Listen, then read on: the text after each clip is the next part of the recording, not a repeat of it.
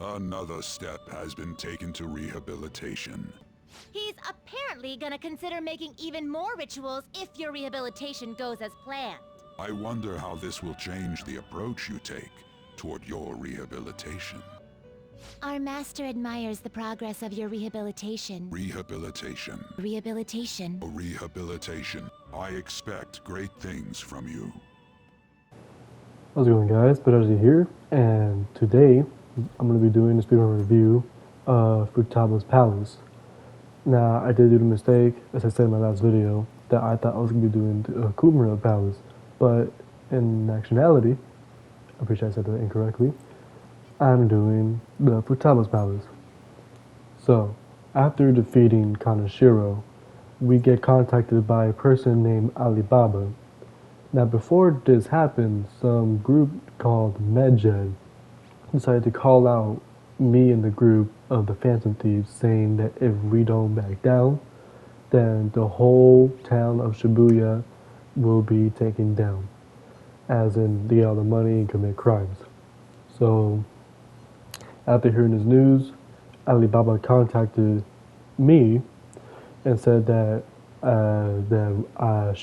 they want my character to change a character named Futaba Sakura's heart. What reason? They never told us, so we try to go and find who this Futaba is. We search around and we realize that this person, Futaba, has the same last name as Sojiro, Sakura's character. And so we go and talk to Sojiro, who is actually, the boss of the place that I'm living in, and he refuses to answer my question. So this leads to believe that Sojiro is the father of Futaba.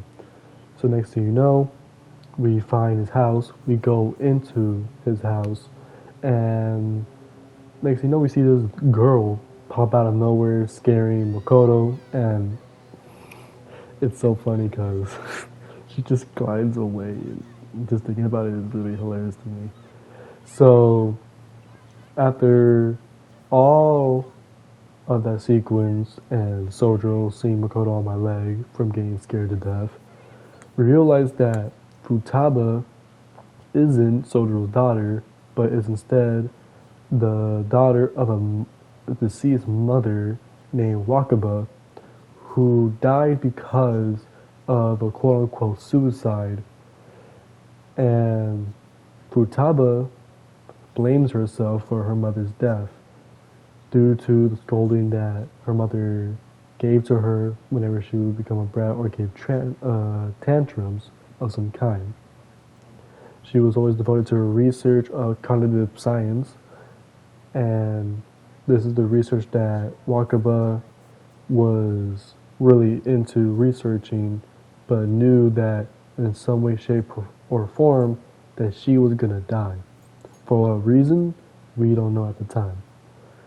Futaba is a hacker and is a really good one, and she proves that she is a really good hacker to a point where she changes the fan site or the Phantom Thieves site to where we get requests to go to mementos. So you might be asking, how come Alibaba wants Futaba's heart to be changed? And the thing is, Futaba is not evil at all. Futaba is actually Alibaba.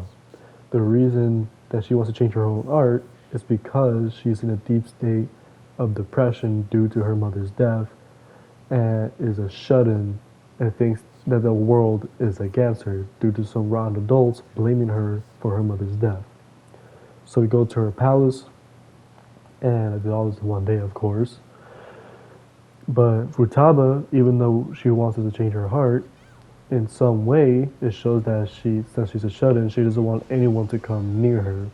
So she would unintentionally try to kill our characters. After a few tries, we couldn't go through the last door because the last door represents the real door that Futaba hides behind in her room. So we go to the real world, tell Futaba to open up the closet that she's in, trying to hide from us. And yeah, we just go back into the palace on that same day, and we go and steal Futaba's heart. Now, this is completely different than how we would do it for criminals or pedophiles of some kind, or a thieving quote unquote artist, because Futaba isn't evil. Futaba is a very depressed, suicidal girl who just graduated from middle school, from what she said. So instead of fighting Futaba or any of her goons, we're actually fighting a cognitive spirit, which is Futaba's mother, Wakaba. And Wakaba is the cognitive, I'm going to stop saying that word, that's really confusing me. It's a shadow of some kind that is against me and the others. And it wasn't that hard to beat, but I feel like the reason for this was because of the amount of grinding that I was doing this time before I got into this palace, as well as Makoto being the best character because she's been saving my life for a while. So after defeating Wakaba, we decided to go check a little tomb to find a treasure, but there was no treasure. And we realized that Futaba has entered into her own palace and exited her own palace after the battle with Wakaba ended. Now, what does this mean? This means that Futaba herself is the treasure, and she left the palace, which leads to the whole palace collapsing right beneath our feet. So we escape in the most disturbing way possible, by the way, and we left the palace unscathed. And after that, we still realize that Medjed is on our tail, and we need Futaba to stop him. But then she took a really long nap, at least more than 20 days, because I did all that in 1 or 2 days. Yeah. So she was knocked out for the entirety of like 3 weeks because of the amount of exercise and exhaustion that she has gained after defeating that palace. And after the last day, she gets to work on that final day of Medjed's reign over Shibuya, and Medjed was shut down. And she reveals that she was the founder of Medjed, and that concludes Futaba's palace. And in my opinion, I think this one was relatively fun, in my opinion. Fun in a way where it felt fresh to me, a lot more fresh than how the vanilla version of Persona 5 was. And yes, I did complain in my last video that Kanashiro's palace was disappointing because of how easy it was. But the reason I say for this palace being more fun than Kanashiro's was because they don't take out a single part of this boss fight. And that's what made Kanashiro's boss fight very disappointing, in my opinion, as well as making it very unoriginal, because it basically takes out one key factor of the previous palace, Madarame's, which is bringing in more enemies and to fight for him. That is not innovative. They already did that. Why would you do it again for Kaneshiro? Futaba, you're just fighting one person. And that's basically it. The only thing I could complain about Futaba's palace is because they shorten a certain attack that Wakaba would do to you. But in my opinion, in the vanilla version, that was really annoying because it would waste your time instead of making the fight more, exciting or something like that. And that's the only complaint or any issue that I have with Futaba's palace. Now, Futaba herself isn't a fighter. She doesn't fight for you or help you by, killing the shadows. She actually navigates you and supports you in a different way by either healing you, giving you SP, giving you attack up or defense up. And this helps out your team significantly, or tremendously depending on how depending on how her confidence is leveled up. And really cool thing, they actually made it so Futaba has her own all-out attack animation. And they didn't do this in the vanilla version of Persona 5, which is kind of strange. So I wish they did that earlier, but I'm glad they have it in here.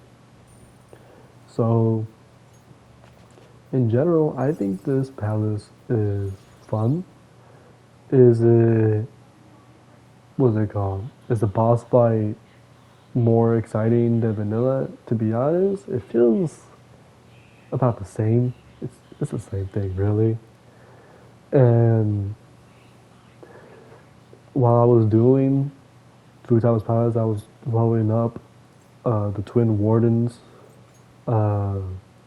confidant, and I wasted a lot of my money because I wanted to make doing palaces a lot easier, and they got a whole lot easier doing palaces now, from what I can say. And Wakabo wasn't any better, really. She was pretty easy as well. It felt like I was fighting Kamoshida again because of how easy it was. Sure, she had a lot more health and did some damage to my crew, but to Joker, she just didn't do anything. Like, it felt like nothing. Did that on my first try, basically. And yeah, that's all I have to say. And if you guys would like to subscribe or like my video, I would greatly appreciate it. And yeah, I will see you guys next time.